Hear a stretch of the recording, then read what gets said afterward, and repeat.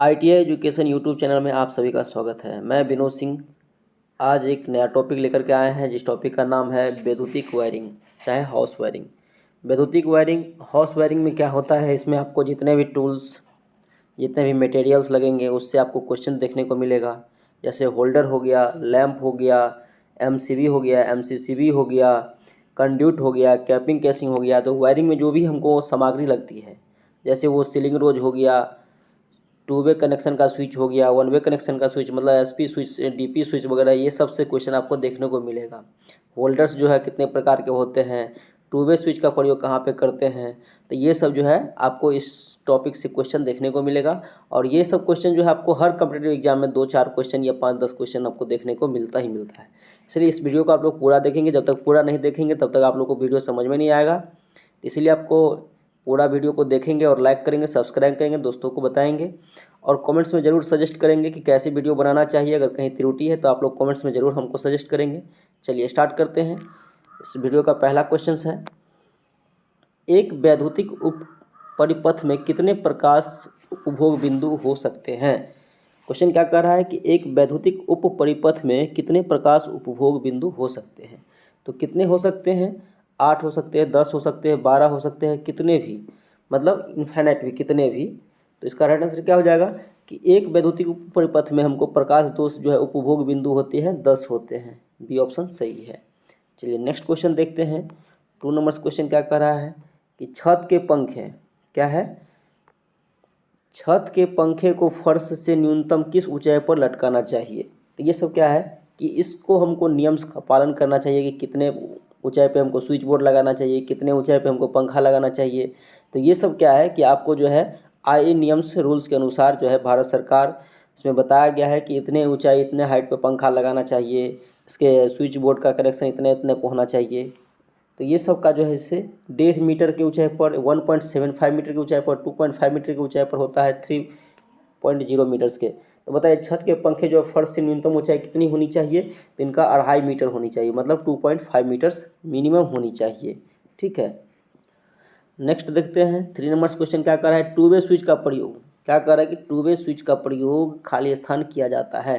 तो 2 वे स्विच का प्रयोग हम लोग कहाँ करते हैं, लैंप वायरिंग में, जीने की वायरिंग में, सॉकेट वायरिंग में, ये सभी। तो जीने की वायरिंग मतलब क्या, सीढ़ी की वायरिंग में।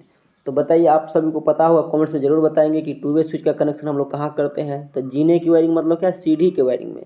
तो क्या होता है कि अगर मान लीजिए कि हमको नीचे का बल्ब ऑफ करना है और ऊपर का जलाना है, तो हम जैसे सीढ़ी पे चढ़ते हैं, तो अगर हमको एंट्री करना है तो ऊपर वाला बल्ब जलेगा, नीचे का बंद हो जाएगा। फिर ऊपर से नीचे आने लगेंगे तो वहाँ का स्विच ऑफ करेंगे तो वहाँ का ऊपर वाला बंद हो जाएगा, नीचे वाले चालू हो जाएगा। तो इसमें क्या होता है कि ये सीढ़ी के वायरिंग में हम लोग प्रयोग करते हैं 2 वे स्विच का कनेक्शन, जिसको DP स्विच कहते हैं। क्या कहते हैं, DP स्विच। DP का मतलब क्या होता है, डबल पोल स्विच। ठीक है, इसका राइट आंसर क्या हो जाएगा, बी ऑप्शन सही है। चलिए नेक्स्ट क्वेश्चन देखते हैं कि किसी वैद्युतिक परिपथ में खाली स्थान के बिना कोई उपयोग नहीं है। तो किसके बिना कोई उपयोग नहीं है, उपभोक्ता युक्ति के, सुरक्षा युक्ति के, नियंत्रण युक्ति के, चालक युक्ति के। तो बताइए इसका राइट आंसर क्या हो जाएगा कि किसी वैद्युतिक परिपथ में उपभोक्ता युक्ति के बिना कोई उपयोग नहीं है। इसमें इसका राइट आंसर क्या हो जाएगा, ए ऑप्शन सही है। नेक्स्ट क्वेश्चन देखते हैं। 5 नंबर क्या कर रहा है कि 3 फेज लाइन परिपथ में, क्या कर रहा है कि 3 फेज लाइन परिपथ को ऑन ऑफ करने के लिए सामान्यतः प्रयोग किए जाने वाला स्विच है। तो 3 फेज लाइन को हम लोग ऑफ ऑन करेंगे, वहाँ पे कौन सा स्विच का प्रयोग करेंगे, ICDP स्विच, ICDP, यहाँ ICTP है, यहाँ ICDP है। सी ऑप्शन क्या है, 3 टबलर स्विच, और डी क्या है, नाइफ स्विच। तो बताइए इसका राइट आंसर क्या हो जाएगा कि ICTP iron collected triple pole, iron coloured triple pole जो है स्विच होता है, इसमें हम लोग प्रयोग करते हैं। ए ऑप्शन सही है। नेक्स्ट क्वेश्चन देखते हैं कि DPIC double pole iron covered जो होता है, डबल पोल आयरन कवर्ड या ट्रिपल पोल आयरन कवर्ड किस प्रकार का स्विच है। तो ये रोटरी स्विच है, मेन स्विच है, ट्रायंगुलर स्विच है, ये सभी है। तो बताइए इसका राइट आंसर क्या हो जाएगा कि DPIC या TPIC स्विच जो होता है मेन स्विच होता है। क्या होता है, मेन स्विच होता है। बी ऑप्शन सही है। नेक्स्ट क्वेश्चन देखते हैं। 7 नंबर क्वेश्चन क्या कर रहा है, रोटरी स्विच का उपयोग। रोटरी स्विच मतलब क्या होता है, जैसे रेडियो सब में जो स्विच सब देखते हैं, रोटरी स्विच जो देखे हैं ना, मतलब जो है जैसे कि रेडियो सब में क्या होता है कि नहीं, वॉल्यूम को बढ़ाते तो उस हम वॉल्यूम को क्या करेंगे कि ये रोटरी स्विच के अंतर्गत आ जाएगा, जिसमें मूविंग करना रहता है। जैसे क्या है कि रोटरी स्विच, रोटरी स्विच का उपयोग निम्न में से किस उपकरण में नहीं किया जाता है? तो नाइफ लैंप में, या नाइट लैंप में, कूलर में, बिजली के पंखे में, ये सभी में। तो भैया बिजली के पंखे में तो हम लोग रोटरी स्विच का प्रयोग करते हैं, कहाँ पे करते हैं? बोर्ड में लगा रहता है उसका, है ना, मतलब जो है पंखे की गति को बढ़ाने के लिए। कूलर में, ये सभी में, नाइट लैंप में, तो कहाँ पे नहीं किया जाना चाहिए? शो कर रहा है ना, किया जाना चाहिए, नहीं किया जाना चाहिए। तो यहाँ पे बताइए इसका राइट आंसर क्या हो जाएगा कि अगर नहीं करना है तो हमको नाइट लैंप में हम लोग नहीं करते हैं, ये ऑप्शन सही है। बाकी कूलर में तो रहता है, बिजली के पंखे में रहते हैं, तो नाइट लैंप में नहीं किया जाता है। चलिए नेक्स्ट क्वेश्चन देखते हैं। 8 नंबर क्वेश्चन क्या कर रहा है कि निम्न युक्ति में से कौन सी नियंत्रक युक्ति वे कनेक्शन है, मतलब कंट्रोल डिवाइस वे अंतर्गत सम्मिलित है? तो स्विच है, थर्मल रिले है, फ्यूज है, इनमें से कोई नहीं। तो बताइए इसका राइट आंसर क्या हो जाएगा? एक मिनट, हाँ वही है, बोला क्वेश्चन कट रहा है। निम्न युक्ति में से कौन सा नियंत्रक युक्ति वे अंतर्गत है, मतलब कंट्रोल डिवाइस के अंतर्गत है? यहाँ पे के लगा हुआ है, तो स्विच है, थर्मल रिले है, फ्यूज है, इनमें से कोई नहीं। बताइए इसका राइट आंसर क्या हो जाएगा कि स्विच, ये जो है नियंत्रण युक्ति के अंतर्गत सम्मिलित है, ये ऑप्शन सही है। नेक्स्ट क्वेश्चन करते हैं। 9 नंबर क्वेश्चन क्या कह रहा है कि वैद्युतिक परिपथ में विद्युत धारा के प्रवाह को नियंत्रित करने वाली युक्ति कौन सी है? नियंत्रित युक्ति करेंगे सोल्डरिंग, स्विच, फ्यूज, चालक युक्ति। तो बताइए कि विद्युत धारा प्रवाह को हम लोग नियंत्रित करते हैं, जहाँ पे अगर शॉर्ट सर्किट होता है तो कौन सा नियंत्रक के रूप में प्रयोग करते हैं? तो वैद्युतिक परिपथ में विद्युत धारा के प्रवाह, कंट्रोल फ्लो को नियंत्रण करने वाली युक्ति क्या है? स्विच के माध्यम से क्या करते हैं हम लोग? कंट्रोल कर लेते हैं। जैसे कि यहाँ से लाइन काटना है तो काट देते हैं। लेकिन फ्यूज का क्या आता है? सेफ्टी के रूप में हम लोग फ्यूज का प्रयोग करते हैं, जहाँ पे अगर शॉर्ट सर्किट हुआ तो क्या करेंगे? सर्किट को ब्रेक कर देगा। चलिए नेक्स्ट क्वेश्चन देखते हैं। 10th नंबर क्वेश्चन क्या कर रहा है कि एक लैंप को 3 स्थानों से नियंत्रित करने के लिए कितने स्विच की आवश्यकता होती है? तो एक लैंप को हमको 3 स्थान से नियंत्रण, मतलब 3 जगह से कंट्रोल करना है, तो एक टू वे स्विच और एक इंटरमीडिएट स्विच मतलब क्या हो गया? एसपी स्विच, ठीक है, और टू वे स्विच मतलब डीपी स्विच। चलिए फिर क्या कर रहा है? B option two way switch एवं एक intermediate switch. 2 two way switch की बात हो रही है ना, बी सी ऑप्शन क्या है? एक टू वे स्विच एवं 2 इंटरमीडिएट स्विच। डी ऑप्शन क्या कर रहा है? 2 टू वे स्विच एवं 2 इंटरमीडिएट स्विच। तो बताइए इसका राइट आंसर क्या हो जाएगा कि 2 टू वे स्विच होना चाहिए और एक इंटरमीडिएट स्विच होना चाहिए। तो हम क्या करेंगे? उसको 3 जगह से कंट्रोल कर लेंगे, ये बी ऑप्शन सही है। नेक्स्ट क्वेश्चन देखते हैं। 11th नंबर क्वेश्चन क्या कह रहा है? 11th नंबर में है, यद्यपि किसी प्रतिष्ठान ICDP iron collected double pole switch off स्थिति में है, तो स्विच में समर्पित लोड सामान्य रूप से कार्य कर रहा है, इसका कारण क्या है? तो क्या होता है स्विच में? एल एवं मतलब क्या है? इंडक्टेंस, और एल व ई के बीच अर्थ होना चाहिए। बी ऑप्शन क्या कर रहा है? स्विच के वाहक छड़ पर लगा ढीला होना चाहिए, हैंडल होना चाहिए। स्विच में एल एवं एन के बीच शॉर्ट होना चाहिए। डी क्या कह रहा है कि खराब संचालक छड़ के कारण। तो मतलब जो है समर्पित लोड सामान्य रूप से कार्य कर रहा है, इसका क्या कारण हो सकते हैं? तो इसका राइट आंसर क्या हो जाएगा? स्विच के वाहक छड़ पर लगा ढीला हैंडल, इसका ये कारण हो सकता है, ढीला हैंडल। नेक्स्ट क्वेश्चन देखते हैं। 12th नंबर क्वेश्चन क्या कह रहा है कि सिंगल फेज सप्लाई में प्रयुक्त मुक्त स्विच को दिया जाता है, क्या दिया जाता है? लाइन व न्यूट्रल दोनों फ्यूज दिया जाते हैं, दोनों में फ्यूज, मतलब सिंगल फेज सप्लाई में प्रयुक्त स्विच को क्या दिया जाता है? तो लाइन एवं न्यूट्रल दोनों में फ्यूज दिया जाता है। बी ऑप्शन क्या कह रहा है कि लाइन में फ्यूज एवं न्यूट्रल में लिंक। सी ऑप्शन क्या कह रहा है? लाइन में लिंक व न्यूट्रल में फ्यूज। डी ऑप्शन क्या कह रहा है कि फेज में मोटा फ्यूज तार व न्यूट्रल में पतला फ्यूज तार। तो बताइए इसका राइट आंसर क्या हो जाएगा कि आपको कभी भी हमको सिंगल फेज की सप्लाई करनी है तो लाइन में हम लोग क्या करते हैं? हमेशा फ्यूज को जोड़ते हैं, लेकिन न्यूट्रल में क्या करते हैं? लिंक को जोड़ते हैं। क्या होता है? फ्यूज किससे कनेक्शन होता है? तो मतलब फेस लाइन से। बी ऑप्शन सही है। चलिए नेक्स्ट क्वेश्चन देखते हैं कि क्या कह रहा है? वह सुरक्षित अधिकतम धारा जो बिना किसी अति उष्मन उत्पाद किए लगातार गुजर सकती है, क्या कहलाती है? तो फ्यूजिंग धारा कहती है, धारा रेटिंग होती है, ओवरलोड धारा होता है, सुरक्षित धारा होता है। तो बताइए इसका राइट आंसर क्या हो जाएगा? इसमें जाएगा धारा रेटिंग। मान लीजिए कि वह सुरक्षित अधिकतम धारा जो बिना अति उष्मन उत्पन्न किए लगातार गुजर रही है, तो वो धारा रेटिंग कहलाती है। नेक्स्ट क्वेश्चन देखते हैं। नेक्स्ट क्वेश्चन है 3 पिन सॉकेट। 14 नंबर क्वेश्चन क्या कह रहा है? 3 पिन सॉकेट कितनी क्षमता के बनाए जाते हैं? तो 3 पिन सॉकेट जो हम लोग कितनी क्षमता तक के बनाते हैं, तो जैसे 5 एम्पियर 255 वोल्ट, 5 एम्पियर 15 एम्पियर और 5 एम्पियर या 15 एम्पियर या 200 वोल्ट। सी ऑप्शन क्या कर रहा है 5 एम्पियर या 10 एम्पियर 200 वोल्ट। डी ऑप्शन क्या कह रहा है कि 5 एम्पियर 15 वोल्ट, 15 एम्पियर और 250 वोल्ट। तो बताइए इसका राइट आंसर क्या हो जाएगा कि हम लोग जो 3 पिन सॉकेट की क्षमता बनाते हैं 5 एम्पियर या 15 एम्पियर 250 वोल्ट तक की इसका क्षमता होती है। डी ऑप्शन सही है। नेक्स्ट क्वेश्चन देखते हैं। 15 नंबर क्वेश्चन क्या कर रहा है कि पीवीसी मतलब क्या हो गया पॉलीविनाइल क्लोराइड। पीवीसी ये प्लास्टिक की होती है जिसको हम लोग वायरिंग के रूप में एक पाइप जो होता है प्लास्टिक का उसी को हम लोग पीवीसी कहते हैं। तो क्या कर रहा है पीवीसी या ढके हुए शरीर वाले डबल विषवाहित उपकरणों के लिए किस प्रकार की आउटलेट सहायक सामग्री उपयुक्त होती है। तो 3 पिन वाले सॉकेट, 2 पिन वाले सॉकेट, 3 पिन वाले प्लग, 2 पिन वाले प्लग। तो बताइए इसका राइट आंसर क्या हो जाएगा कि हम लोग जो हमेशा पीवीसी ढके हुए शरीर को डबल विषवाहित करने के लिए आउटलेट सहायक सामग्री में प्रयुक्त करते हैं 3 पिन प्लग, 3 पिन वाले प्लग, मतलब इसका सी ऑप्शन सही हो जाएगा। चलिए नेक्स्ट क्वेश्चन देखते हैं। 16 नंबर क्वेश्चन क्या कर रहा है कि 3 पिन प्लग टॉप में अर्थिंग पिन को मोटा करने का क्या कारण है। तो हमेशा देखते हैं कि वो जो है ऊपर वाले जो पार्ट होता है वो मोटा छिद्र बना रहता है। जैसे कि मान लीजिए कि ये मोटा पार्ट है, इसके बाद जैसे ये पतला है, ये फिर पतला है, ऐसे ऐसे ये सब देखते हैं आपको। ये एक ऐसा रहता है 3 पिन प्लग है, ठीक है। 3 पिन प्लग टॉप में टॉप अर्थिंग को मोटा करने का क्या कारण, मतलब इसको जो मोटा करते हैं इसका क्या कारण है बताइए। तो क्या करें कि प्लग टॉप सॉकेट से भली प्रकार फिट हो सके, जिसमें अधिक लीकेज धारा वहन कर सके। इसमें क्या है पिनों की भिन्नता दिखाई दे, उपरोक्त में से कोई नहीं। तो बताइए इसका राइट आंसर क्या हो जाएगा। अधिक लीकेज धारा वहन करने के लिए हम लोग क्या करते हैं कि इसको जो है मोटा करते हैं, मतलब इसका बी ऑप्शन सही है कि अधिक धारा लीकेज जो होती है ना, लीकेज धारा, तो उसको अधिक धारा वहन करने के लिए, अधिक लीकेज धारा वहन करने के लिए हम लोग क्या करते हैं कि अर्थिंग प्लग को मोटा करने का मेन उद्देश्य होता है कि लीकेज वोल्टेज, लीकेज धारा को हम लोग वहन करने में आसान हो, ठीक है।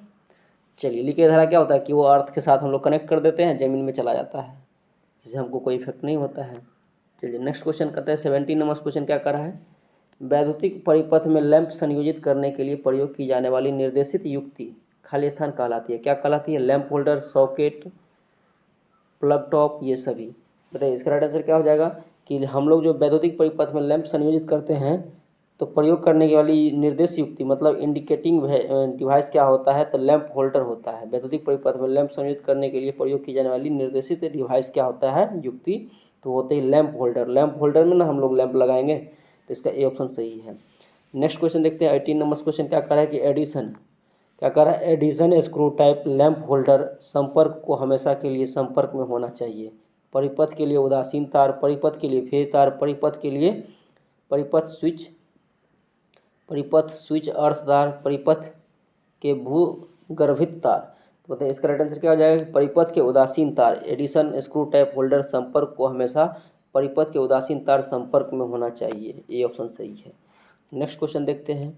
19 नंबर क्वेश्चन क्या कर रहा है, इसमें होल्डर का फिगर बनाया गया है, आपको इसमें पहचानना है। क्या कह रहा है कि इसमें जो है आपको फिगर्स देख करके क्वेश्चन के बारे में जानकारी देना है, बताना है कि चित्र में किस प्रकार की सहायक सामग्री दर्शाई गई है। तो ये होल्डर सहायक सामग्री, कंट्रोल सहायक सामग्री, सेफ्टी सहायक सामग्री, आउटलेट सहायक सामग्री।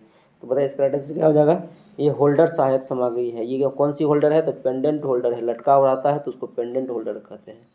चलिए नेक्स्ट क्वेश्चन देखते हैं। 20 नंबर क्वेश्चन क्या कह रहा है कि किस प्रकार के लैंप क्या कह रहा है कि किस प्रकार के लैंप होल्डर का उपयोग केवल 300 वाट से अधिक लैंपों में करना चाहिए। किस प्रकार का करना चाहिए, एडिशन स्क्रू प्रकार के lamp holders, Goliath Edison screw type holders, swivel lamp holder, bayonet cap lamp holder. तो बताइए इसका राइट आंसर क्या हो जाएगा कि Goliath Edison screw type holder, मतलब गोलाकार आकार का जो आता है उसको 300 वाट से अधिक लैंपों के लिए हम लोग करना चाहते हैं या फिर करना चाहिए, ठीक है। नेक्स्ट क्वेश्चन देखते हैं। 21 नंबर क्वेश्चन क्या कह रहा है कि वैद्युतिक परिपथ की सुरक्षा, सेफ्टी के लिए खाली स्थान मूलभूत बेसिक आवश्यकता होती है। सुरक्षा के लिए हम लोग क्या करते हैं, स्विच, होल्डर, फ्यूज, तार। तो बताइए सभी को पता होगा कि सुरक्षा युक्ति के रूप में हम किसको प्रयोग करते हैं, तो सुरक्षा युक्ति के रूप में हम लोग फ्यूज को प्रयोग करते हैं। सी ऑप्शन सही है। नेक्स्ट क्वेश्चन देखते हैं। 22 नंबर क्वेश्चन क्या कह रहा है कि फ्यूज युक्ति क्या कह रहा है कि 22 नंबर्स में फ्यूज संयोजित होना चाहिए। तो फ्यूज हमेशा कहाँ संयोजित होते हैं, फेस में होते हैं कि न्यूट्रल में होते हैं, इसको बारे में बताना है। तो फ्यूज संयोजित होना चाहिए उदासीन तालक के श्रेणी में, उदासीन चालक के समानांतर में, फेज चालक की श्रेणी में, फेज चालक के समानांतर में। तो बताइए इसका राइट आंसर क्या हो जाएगा। आप सभी को पता होगा कि फेस हमेशा कहाँ लगते हैं, मतलब फ्यूज जो है फेस चालक की श्रेणी में लगाए जाते हैं। इसका राइट आंसर क्या हो जाएगा, सी ऑप्शन सही है।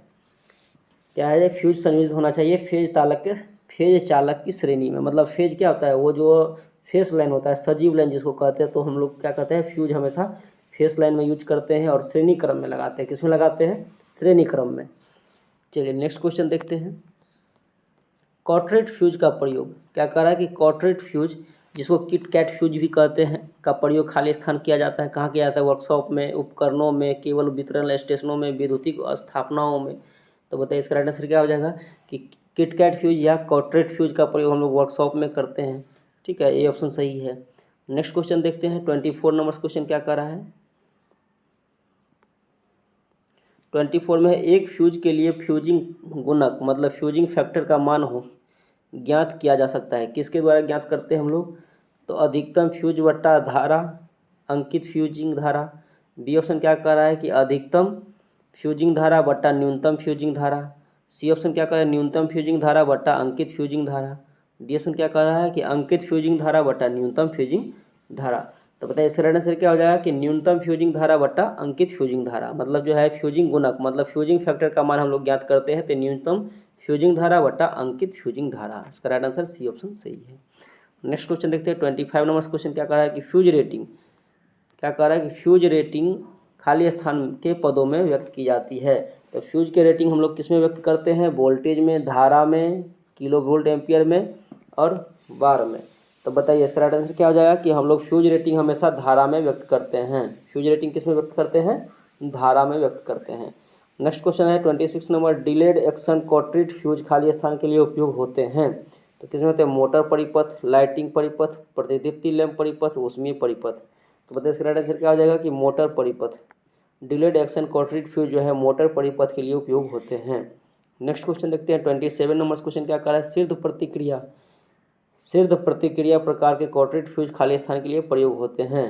तो सिर्ध मतलब क्या होता है, जल्दी। तो लाइटिंग परिपथ, उष्मन परिपथ, मोटर परिपथ, वायरिंग परिपथ। तो बताइए इसका राइट आंसर क्या हो जाएगा, उष्मन परिपथ के लिए हम लोग क्या करते हैं, सिद्ध प्रतिक्रिया प्रकार का कॉर्टरेट फ्यूज प्रयोग करते हैं उष्मन परिपथ के लिए। नेक्स्ट क्वेश्चन देखते हैं। 28 नंबर क्वेश्चन क्या कह रहा है कि वह सुरक्षित युक्ति जो 4 घंटे के बाद भी परिपथ को नहीं खोलती है जबकि धारा रेटेड धारा 1.5 गुना अधिक है, वह होगा क्या होगा, वह जो हो जाएगा आपको HRC फ्यूज, कॉर्टरेट फ्यूज, परिपथ भंजक और रिवाइलेबल जिसको किटकैट फ्यूज कहते हैं, रिवाइवेबल फ्यूज। तो बताइए इसका राइट आंसर क्या हो जाएगा, इसका रिवाइवेबल मतलब किटकैट फ्यूज हो जाएगा। डी ऑप्शन सही है। नेक्स्ट क्वेश्चन कहते हैं कि तार में फिर से फ्यूज लगाने में HRC फ्यूज में होती है, क्या होती है, तार में फिर से फ्यूज लगाने में HRC फ्यूज में होती है। HRC फ्यूज में क्या होती है, उच्च भंजन क्षमता होती है, संचालन की उच्च चाल होती है, उम्र में कोई प्रभाव नहीं होता है, निम्न भंजन प्रभाव होता है। तो बताइए इसका राइट आंसर क्या हो जाएगा। इसमें जो है आपको हमको फ्यूजिंग लगाने में, तार में पुनः फिर से फ्यूज लगाने में HRC फ्यूज में होता है उच्च भंजन क्षमता। ये ऑप्शन सही है। नेक्स्ट क्वेश्चन कर रहे हैं कि 13 नंबर क्वेश्चन क्या कर रहा है। 13 नंबर क्वेश्चन में है किसी परिपथ में फ्यूज खाली स्थान के विरुद्ध सुरक्षा प्रदान करता है। किसी परिपथ में फ्यूज किसके विरुद्ध सुरक्षा प्रदान करता है, तो ओपन सर्किट के विरुद्ध, ओवरलोड के विरुद्ध, शॉर्ट सर्किट एवं ओवरलोड, ओपन सर्किट एवं ओवरलोड। तो बताइए इसमें आप लोग खुद से भी इसको क्वेश्चन को सोल्व कर सकते हैं कि किसी परिपथ में फ्यूज को हम लोग क्या करते हैं, किसके विरुद्ध सुरक्षा प्रदान करते हैं। तो शॉर्ट सर्किट अगर होगा फिर भी सुरक्षा प्रदान करेगा, ओवरलोड हो जाएगा फिर भी सुरक्षा प्रदान करेगा। तो इसका राइट आंसर क्या हो जाएगा, सी ऑप्शन सही है। नेक्स्ट क्वेश्चन है 31 नंबर क्वेश्चन क्या कह रहा है कि फ्यूजिंग फैक्टर क्या कह रहा है कि फ्यूजिंग फैक्टर क्या कह रहा है कि फ्यूजिंग फैक्टर है। फ्यूजिंग फैक्टर क्या है, न्यूनतम फ्यूजिंग धारा बटा अंकित फ्यूजिंग धारा। बी ऑप्शन क्या है, अंकित फ्यूजिंग धारा बटा अंकित फ्यूजिंग धारा। अधिकतम फ्यूजिंग बटा अंकित, फिर क्या है, अंकित फ्यूजिंग धारा बटा न्यूनतम फ्यूजिंग धारा, अंकित फ्यूजिंग धारा बटा अंकित अंकित फ्यूजिंग धारा बटा अधिकतम फ्यूजिंग धारा।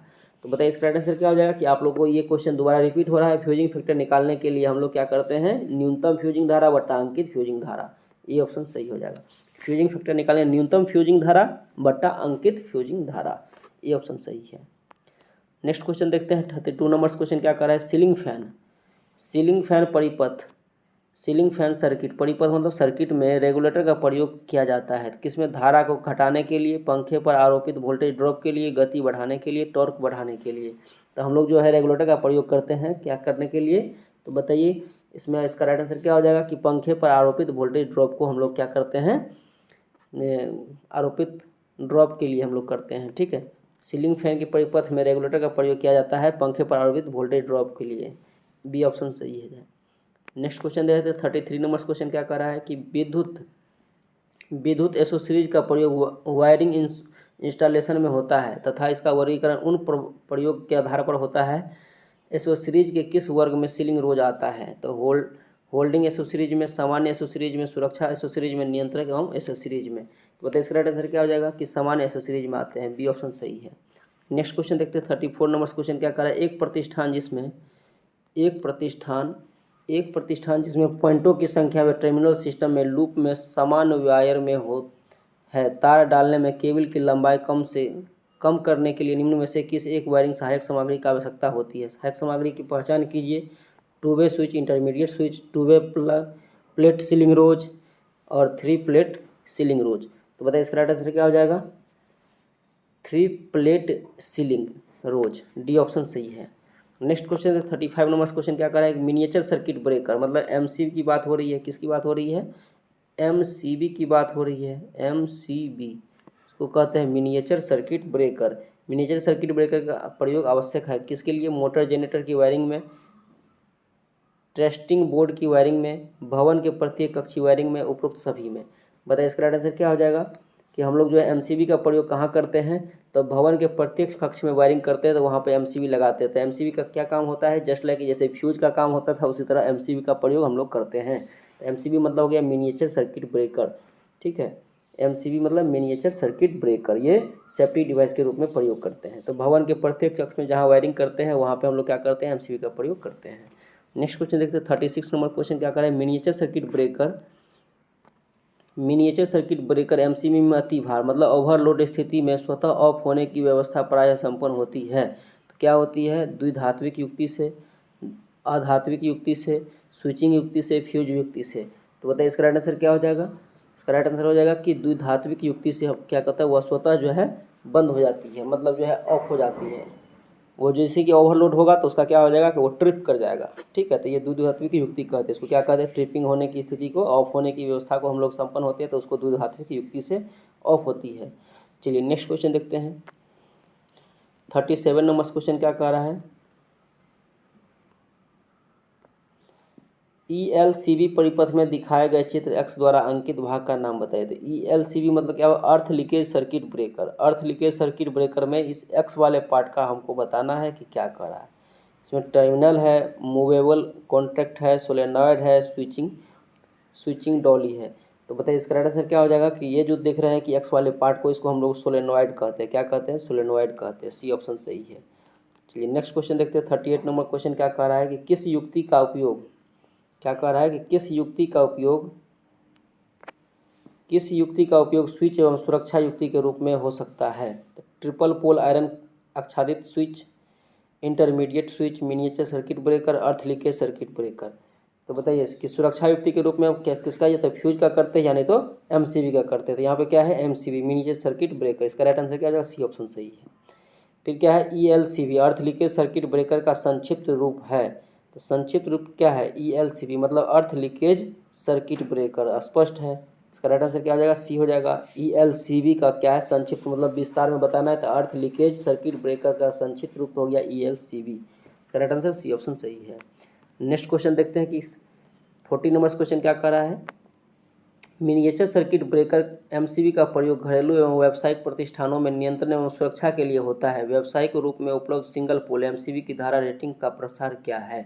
तो एमसीबी का धारा रेटिंग का प्रसार क्या होता है, 2 से 6 एम्पियर्स, 0.5 से 60 एम्पियर्स, 1.0 से 62 एम्पियर्स, 6 एम्पियर से लेकर के 32 एम्पियर्स तक की इसका धारा रेटिंग होती है। तो बताइए इसमें राइट आंसर क्या हो जाएगा।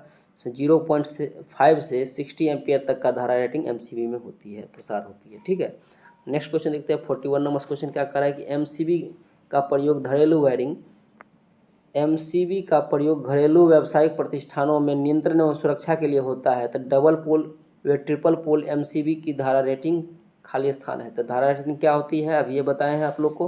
तो धारा रेटिंग क्या होती है यहाँ पे यह है कि एमसीबी सिर्फ बताएंगे तो 0.5 से होती है आपको 60 एम्पियर तक।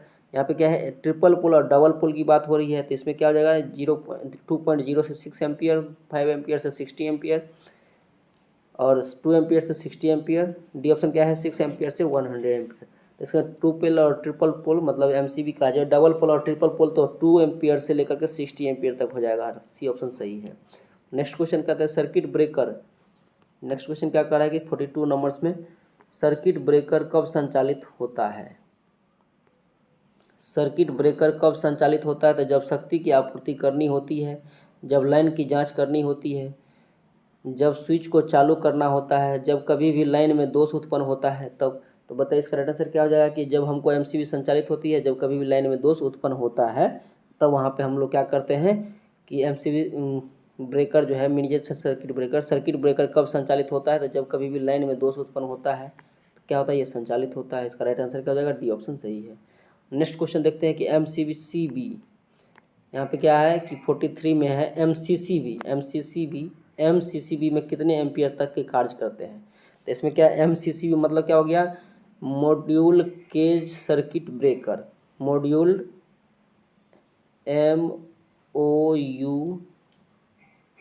MOULED मॉड्यूल्ड सर्केज CASE case circuit breaker CIRCUIT circuit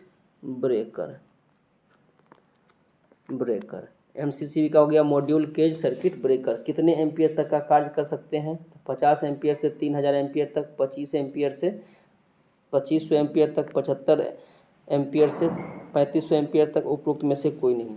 तो बताइए इसका राइट आंसर क्या हो जाएगा कि ये जो एमसीसीबी होती है मॉड्यूल केज सर्किट ब्रेकर ये 25 एम्पियर से 2500 एम्पियर तक के कार्य कर सकते हैं। इसका राइट आंसर क्या हो जाएगा बी ऑप्शन सही है।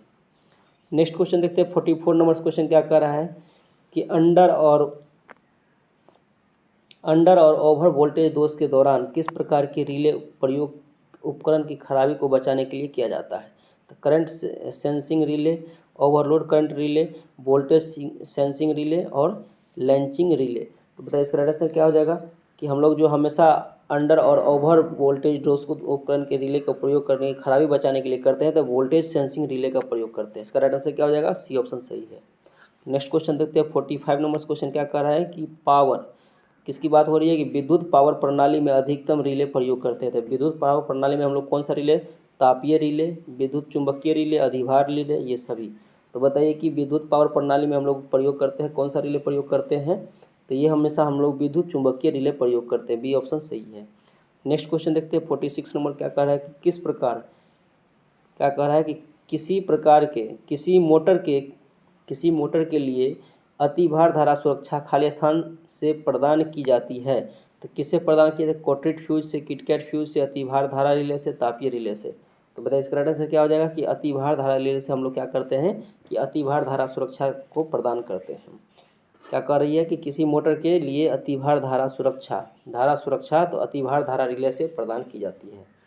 चलिए नेक्स्ट क्वेश्चन देखते हैं 47 नंबर क्वेश्चन क्या कह रहा है कि तापीय रिले विद्युत के खाली स्थान पर आधारित होता है। तो चुंबकीय प्रभाव पर, ऊष्मीय प्रभाव पर, किरण प्रभाव पर, रासायनिक प्रभाव पर। तो किस पर होती है, तो ये ऊष्मीय प्रभाव पर होती है।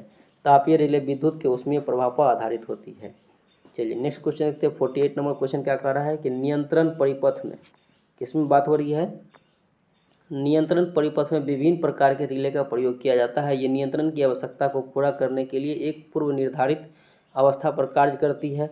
कुछ रिले डिले टाइम पर कार्य करने में सक्षम होती है। निम्न में से किसे डिले टाइम रिले में प्रयोग करते हैं।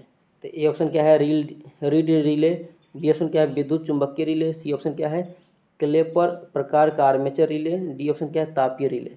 तो बताइए इसका राइट आंसर क्या हो जाएगा, तापीय रिले में हम लोग क्या करते हैं कि डिले रिले का प्रयोग करते हैं, डिले टाइम रिले का प्रयोग तापीय रिले में प्रयोग करते हैं। चलिए नेक्स्ट क्वेश्चन देखते हैं।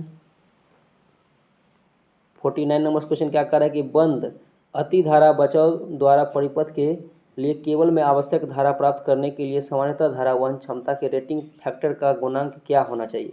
तो रेटिंग फैक्टर का गुणांक होना चाहिए 0.81, 0.91, 0.001, 0.01 और फिर डी ऑप्शन क्या कर रहा है 1.23। तो बताइए इसका राइट आंसर क्या हो जाएगा कि 0.81 जो होता है ये होता है कि रेटिंग पावर फैक्टर गुणांक होना चाहिए। रेटिंग पावर फैक्टर गुणांक कितना होना चाहिए, तो बंद में मतलब जो है बंद अति धारा बचाव में परिपथ के लिए कि केबल्स में आवश्यक धारा प्राप्त करने के लिए हम लोग जो है धारा वहन क्षमता के रेटिंग फैक्टर का गुणांक 0.81 होना चाहिए। नेक्स्ट क्वेश्चन कहते हैं वायरिंग की लूपिंग विधि का उपयोग सामान्यतः खाली स्थान के लिए किया जाता है। तो वायरिंग की जो लूपिंग विधि होती है औद्योगिक वायरिंग के लिए करते हैं, घरेलू वायरिंग के लिए, कृषि कार्य वायरिंग में और अस्थायी वायरिंग में। तो लूपिंग विधि किस में प्रयोग करते हैं हम लोग, घरेलू वायरिंग में। घरेलू वायरिंग में क्या करते हैं, एक लूप से दूसरे लूप का कनेक्शन कर देते हैं, मतलब एक वायर से दूसरे, तो उसी को हम क्या कहते हैं, लूपिंग कनेक्शन कहते हैं। ठीक है, चलिए नेक्स्ट क्वेश्चन देखते हैं। 51 नंबर क्वेश्चन क्या कह रहा है, 15 वाट क्षमता के सोल्डरिंग आयरन को नियंत्रण परीक्षण के लिए टेस्ट लैंप की श्रेणी संयोजित किया जाता है। तो लैंप प्रकाशित नहीं होता है परंतु लैंप की प्रोडक्ट्स पर स्पार्क पैदा हो जाता है, इसका कारण क्या है।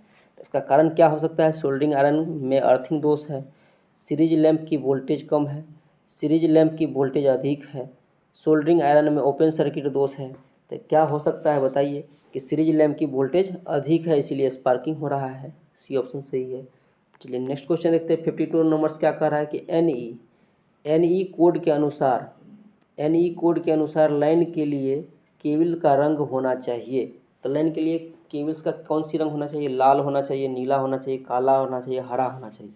तो बताइए इसका राइट आंसर क्या हो जाएगा कि इसका हमेशा हम जो है एनई कोड के अनुसार न्यूट्रल तार की जो है न्यूट्रल लाइन के लिए केबल्स का रंग होना चाहिए काला। क्या होना चाहिए, काला होना चाहिए। नेक्स्ट क्वेश्चन है, एक कंक्रीट दीवार पर छत पर पेंच लगाने के लिए किस वस्तु का प्रयोग करते हैं। क्लिप, लिंक क्लिप का, बूशिंग क्लिप का, सैडल क्लिप का, रावल प्लग का। तो बताइए इसका राइट आंसर क्या हो जाएगा कि हम लोग हमेशा कंक्रीट दीवार पर छत पर पेंच लगाने के लिए हम लोग रावल प्लग का प्रयोग करते हैं, डी ऑप्शन सही है। नेक्स्ट क्वेश्चन देखते हैं। 54 नंबर क्वेश्चन क्या कह रहा है कि इंडियन इलेक्ट्रिकल्स मतलब नियमों के सुना आई नियमों के अनुसार किसी भी तार की स्थापना के समय करंट रिसाव अधिक से अधिक क्या हो सकता है। तो फुल लोड पर करंट का 1/1000 भाग, फुल लोड पर करंट का 1/3000 भाग, फुल लोड पर करंट का 1/4000 भाग, फुल लोड पर करंट का 1/5000 भाग। तो बताइए इसका राइट आंसर क्या हो सकता है, फुल लोड पर करंट का 1/5000 भाग जो है इसका जो है अधिक से अधिक जो है धारा रिसाव हो सकता है। चलिए नेक्स्ट क्वेश्चन देखते हैं। 55 नंबर क्वेश्चन क्या कह रहा है कि धात्विक गुप्त वायरिंग पद्धति में जहां दीवार की उभरी रहती है वहां केबल्स को बनाने के लिए प्रयोग करते हैं। तो केबल्स को क्या बनाने के लिए, मानव ठोस बैंडर्स, मानक परीक्षण बैंड्स, धात्विक लचीला नलिका, ऑफसेट बैंड्स। तो बताइए इसका आंसर क्या हो जाएगा कि धात्विक लचीला नलिका हम लोग बनाते हैं। तो ये गुप्त वायरिंग क्या मतलब हो गया, कंडक्ट वायरिंग, कैपिंग कैसिंग वायरिंग जो हम लोग जो है घरों में अपना क्या करते हैं, झिरी काट करके अंडरग्राउंड वायरिंग करते हैं, उसी को हम लोग गुप्त वायरिंग कहते हैं। तो वहाँ पे क्या होता है कि वहाँ केबल्स को बचाने के लिए, केबल्स को बनाने के लिए हम लोग क्या करते हैं, धात्विक लचीला नलिका का प्रयोग करते हैं। दीवार में उभरी रहती है तो वहाँ पे केबल्स को बनाने के लिए हम लोग धात्विक लचीली नलिका का प्रयोग करते हैं। चलिए नेक्स्ट क्वेश्चन देखते हैं। 56 नंबर क्वेश्चन क्या कह रहा है कि मेन से आपूर्ति को विभिन्न शाखाओं में ले जाने के लिए 3 प्रकार की वायरिंग प्रणाली की जाती है। इंडियन इलेक्ट्रिकल्स नियम अनुसार प्रत्येक मंजिल क्षेत्रफल अथवा उसके भाग के लिए एक रिंग मुख्य परिपथ होना जरूरी है। यह क्षेत्रफल कितना है, 100 वर्ग मीटर, 120 वर्ग मीटर, 150 वर्ग मीटर, 160 वर्ग मीटर। बताइए इसका राइट आंसर क्या हो सकता है, इसका राइट आंसर हो जाएगा 100 वर्ग मीटर, ये ऑप्शन सही है। चलिए नेक्स्ट क्वेश्चन देखते हैं। 57 नंबर क्वेश्चन क्या कह रहा है कि सामग्री और केबल के अनुसार, क्या कह रहा है कि सामग्री और केबल्स के अनुमान के लिए अधिक उपयोगी आरेख खाली स्थान होगी। उपयोग आरेख ही क्या होगी, अभिविन्यास आरेख और वायरिंग आरेख, बी ऑप्शन क्या है, अधिष्ठापन योजना और परिपथ आरेख।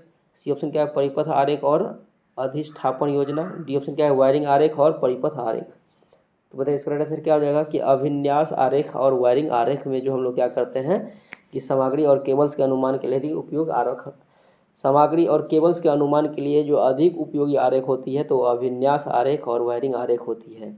चलिए नेक्स्ट क्वेश्चन देखते हैं। 58 नंबर क्वेश्चन क्या कह रहा है, जहां निम्न धारा परिपथों के लिए निर्धारित दूरी के भीतर जोड़ों को खिसकाना होता है वह उपयुक्त जोड़ कौन सा है। तो एरियल जोड़, नोटेड जोड़, डुप्लीकेट क्रॉस जोड़, डबल क्रॉस टेप। तो बताइए इसका राइट आंसर क्या हो जाएगा कि हमको जोड़ को खिसकाना रहेगा, भीतर के जोड़ों को खिसकाना है तो वहाँ पे कौन सा जोड़, एरियल जोड़ का प्रयोग करेंगे। कौन सा जोड़ का प्रयोग करेंगे, कौन सा जोड़ उपयुक्त होता है, तो एरियल जोड़ उपयुक्त होता है। चलिए नेक्स्ट क्वेश्चन देखते हैं। 59 नंबर क्वेश्चन क्या कह रहा है कि मल्टी स्टोरेज, क्या कह रहा है, मल्टी स्टोरी बिल्डिंग्स के लिए कौन सा प्रकार की वायरिंग प्रणाली है। Tree systems, ring man systems, distribution board system, ring man और डिस्ट्रीब्यूशन बोर्ड सिस्टम। तो बताइए इसका राइट आंसर क्या हो जाएगा कि डिस्ट्रीब्यूशन बोर्ड सिस्टम हम लोग क्या करते हैं कि जहाँ पे मल्टी स्टोरी बिल्डिंग्स के लिए जो है हम लोग वायरिंग के प्रयोग में लेते हैं तो वह डिस्ट्रीब्यूशन बोर्ड सिस्टम कहते हैं वहाँ पे, ठीक है, उपयुक्त होता है।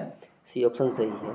नेक्स्ट क्वेश्चन देखते हैं। 60 नंबर क्वेश्चन क्या कह रहा है कि वायरिंग में कौन सी लूपिंग विधि प्रयोग की जाती है। स्विच और सीलिंग रोज से लूपिंग आउट, स्विच से लूपिंग आउट, 3 पिन सीलिंग रोज से लूपिंग आउट, जंक्शन बॉक्स के साथ लूपिंग आउट। तो बताइए इसमें राइट आंसर क्या हो जाएगा कि हम लोग वायरिंग में जो लूपिंग विधि का प्रयोग करते हैं तो वो 3 पिन सीलिंग रोज से लूपिंग आउट तक में हम लोग लूपिंग करते हैं। सी ऑप्शन सही है। चलिए नेक्स्ट क्वेश्चन देखते हैं।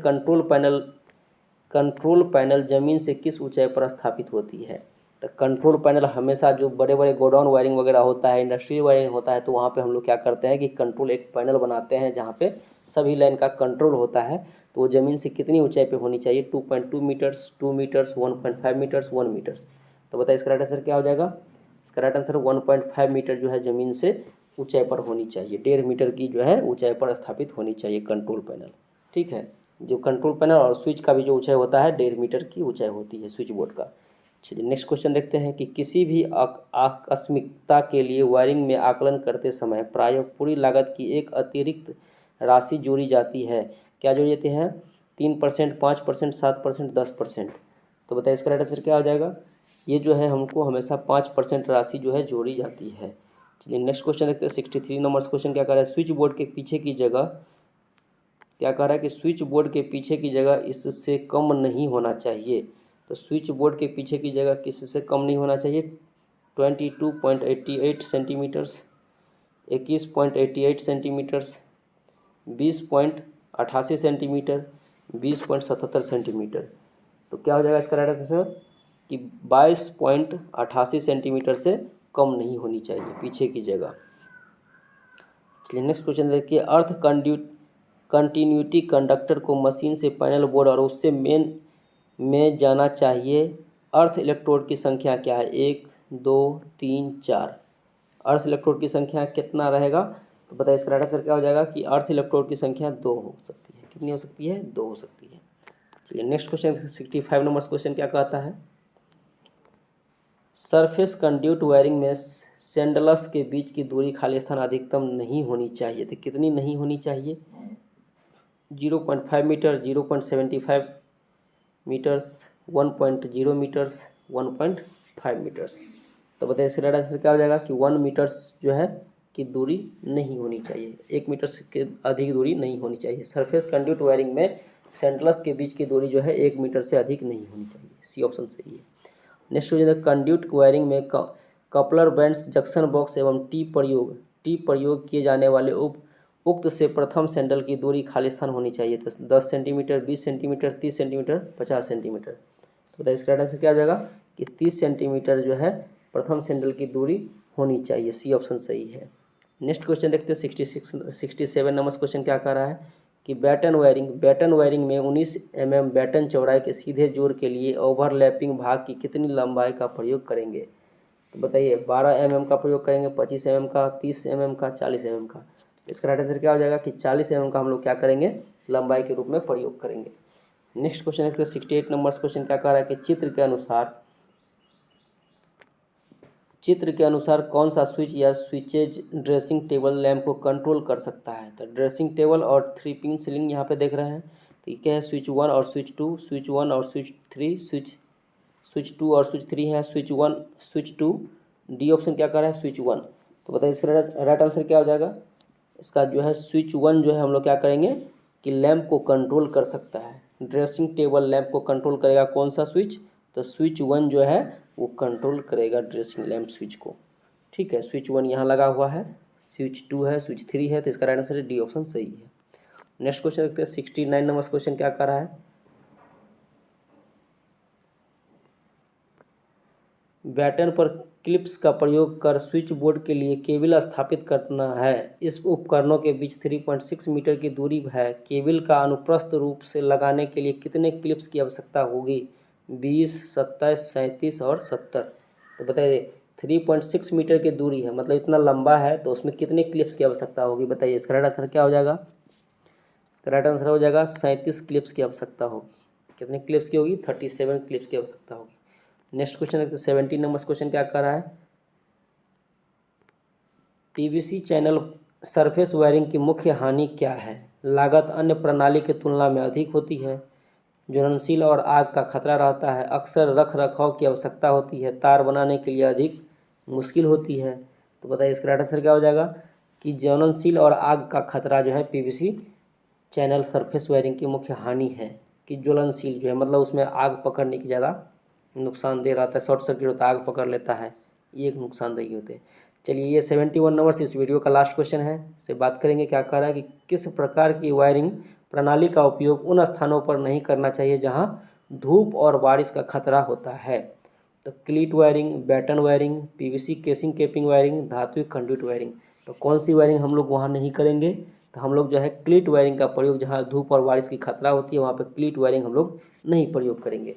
चलिए यहाँ पे ये वीडियो समाप्त करते हैं। अगर ये वीडियो अच्छा लगता है तो आप लोग सेशन को लाइक करेंगे, सब्सक्राइब करेंगे और सजेस्ट करने के लिए आप लोग कमेंट्स में ज़रूर बताएंगे कि वीडियो में क्या कमी रह गई है, और आप लोग कमेंट्स करके हमको बताएंगे तो हमको समझ में आएगा, फिर वहाँ सुधार किया जाएगा। चलिए फिर मिलते हैं नेक्स्ट वीडियो में, तब तक